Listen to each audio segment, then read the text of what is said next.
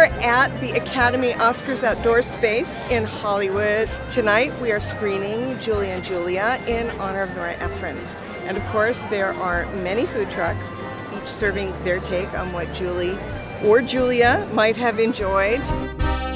I was a teenager when Julia Child first made her appearance on television.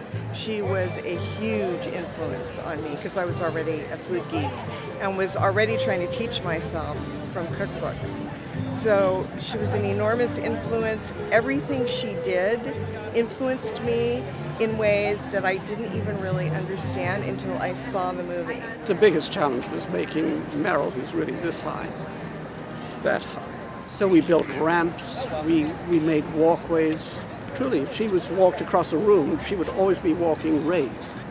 And we'd have the camera at such a height that you couldn't, you'd cut her at the knees. You couldn't see that she was actually walking on little boards that we'd put out on apple boxes. I brought Nora's cookbook, which in some ways is like a invitation from the Academy. There are very few people who were lucky enough to get one. I was. Before she died, Nora Ephron said one of the things she would miss the most about no longer being alive was pie. But when it came to pie, she didn't want to make pie crust. In fact, her recipe for apple pie in her own cookbook says, buy a nice Pillsbury pie crust in your local market. And then she went on to the recipe itself. There's a thing that was referred to in our house as turkey spaghetti, which sounds awful.